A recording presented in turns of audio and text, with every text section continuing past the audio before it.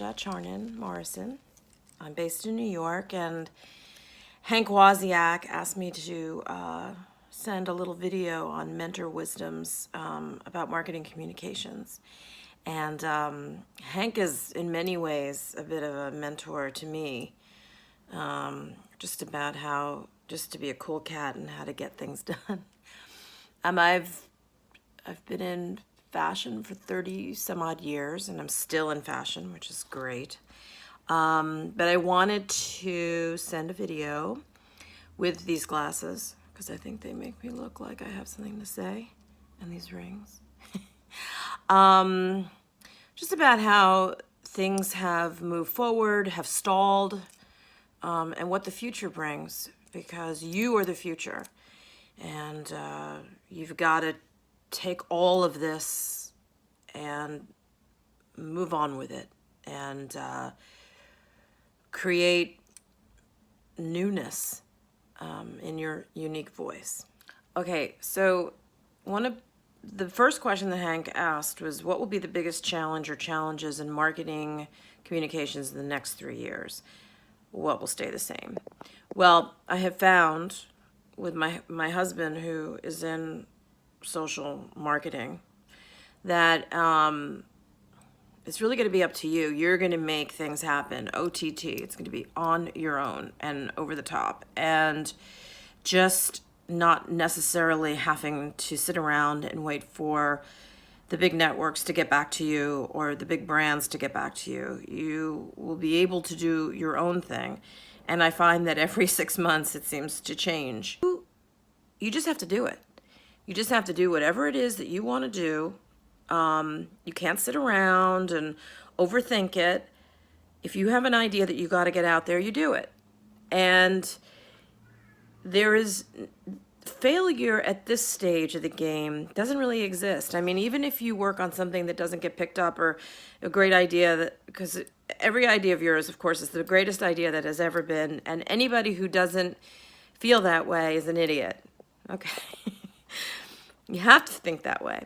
If you end up on something that doesn't necessarily work, it becomes a bit of a badge of honor if you've blasted out the idea or done something about it and made it a post on Instagram or whatever it is. If it hasn't worked out, somebody will chime in with the communication thing that goes on social media. So there really isn't a big, you can't fail. The only failure really is not believing in yourself and not doing it. You can't wait on people. And the other point is, you can feel that way, but you have to maintain respect. You cannot be disrespectful. So sometimes that type of, you got to do it yourself. You're your own. Don't listen to anybody else.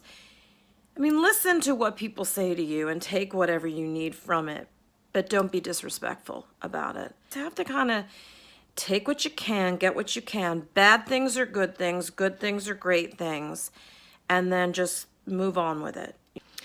And what's frustrating and annoys you about the most about marketing communications today is probably just what I said, and it's just that not everybody believes in your idea. That's okay. Not everybody gets back to you right away. That's okay. But, it's a process. It's a struggle. Here's like a great example. My father directed Annie, originally, the show Annie, Little Orphan Annie, and wrote the lyrics.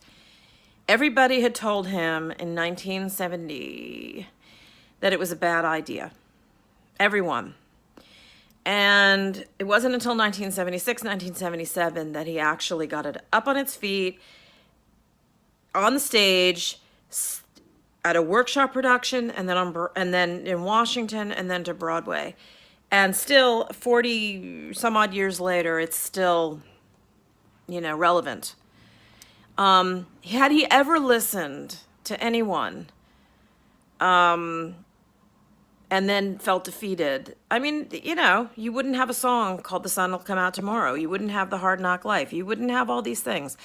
But he believed in it so strongly. And it's something that I've used for myself. But with something like that, I mean, he was really determined. And it paid off. It paid off in so many ways. But, you know, you don't feel defeated when somebody doesn't love your idea. You have got to be your own cheerleading section, your own champion. You know, you just have to keep going. It's like if you're in a creative environment, you know, you just want that idea out there and to be the creator of this and to feel proud. And it's like a baby. You know, just try to stay focused, keep clear, and don't give up. So another Hank question is, think back to 5 years ago. Did you envision your job, position, work as it is today? Okay. So around 5 years ago, I got laid off from Us Weekly. I'd been there for 10 years, and it was the greatest thing, getting laid off, that could have happened to me, because 10 years at that magazine was like 195 years. It was so many issues because we did an issue every week. It had turned into a situation where I was just sitting there because I was comfortable. Okay, number one, if that happens, it's time for you to go. And I should have known at that point, because I had known that previously, because I'd been at Elle and I had been at Harper's Bazaar and I had been at Allure, and I'd usually kept it to 5 years, because then I knew that my attention span, what's the word? I had just become so, I got selfish, I got greedy, I don't know, it was too much.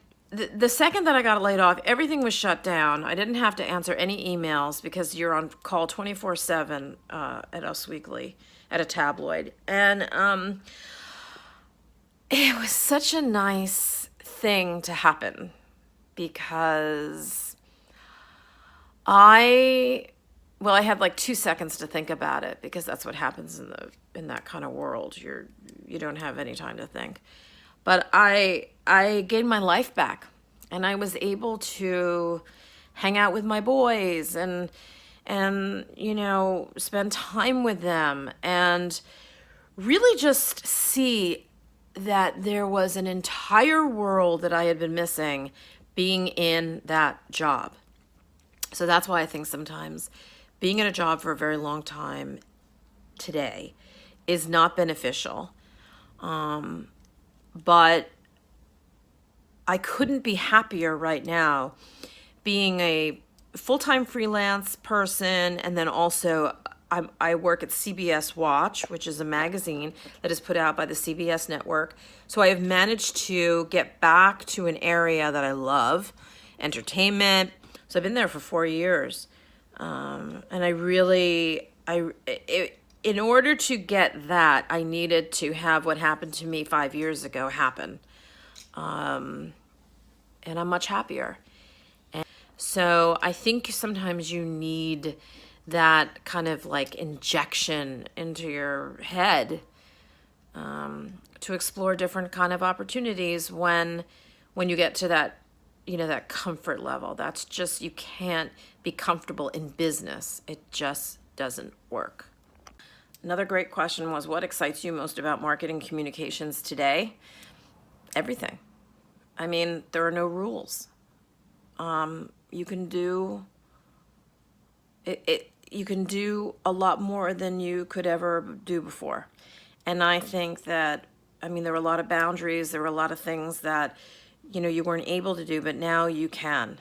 And the only person that stands in the way of you not producing something is yourself. Don't ever have a fear of reaching out and asking questions and asking help from people.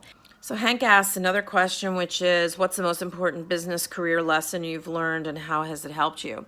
Okay, my first job was at Vanity Fair magazine. I got fired. I got fired because I was a fashion assistant.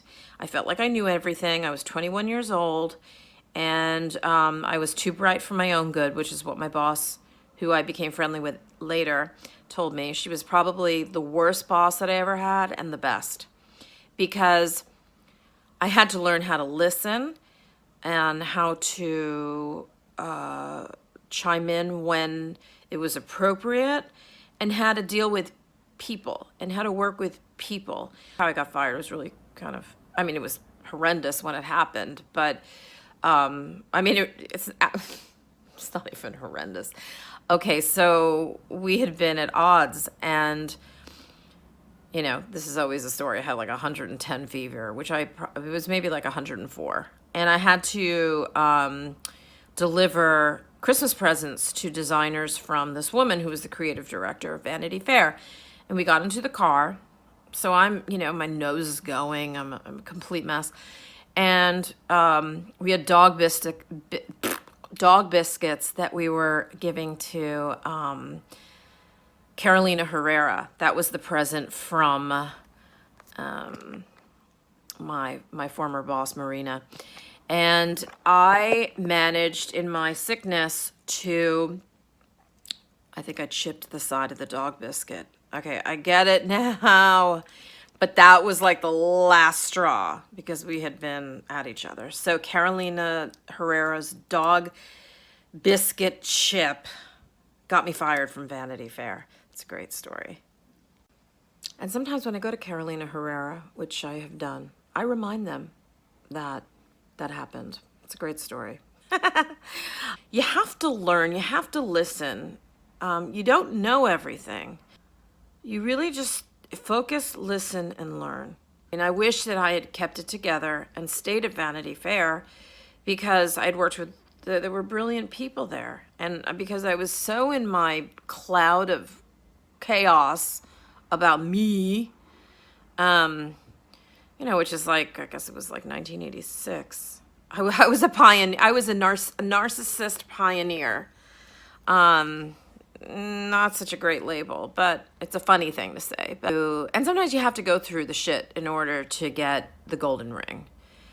But again, it's always a struggle, and the struggle is real. And sometimes you can make the struggle fun, and you can learn things if you just shut your trap. You know, just live your best life, enjoy your life in media and marketing, and know that you don't want to, you can replicate people, you can take some interesting ideas from people, and, you know, you don't want to diet Prada yourself, but you want to, not copy, but you want to, you can be inspired by other people, but make the vision your own. And no idea is a bad idea. Not anymore. I think that there's enough room for everything and everyone, really, out there, because there's so many different tastes that people have now. And, you know, connect with me. I'm on LinkedIn. I'm on Instagram at Sasha Charnin Morrison.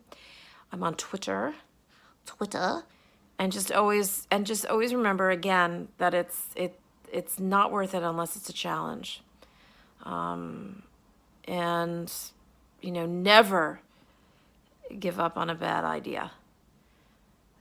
Ideas have many different acts in life, ACTS, in life. When you least expect it, when you meet somebody, you can, you know, just throw that idea out there, and, you know, it's interesting how things get made, and usually they get green lit in the strangest places, and then it'll be a great story that you can retell when you're on 60 Minutes after you've you know, broken the glass ceiling and broken down all the walls. So thank you, and you know, God bless, and have a great end of your semester. All right, thanks.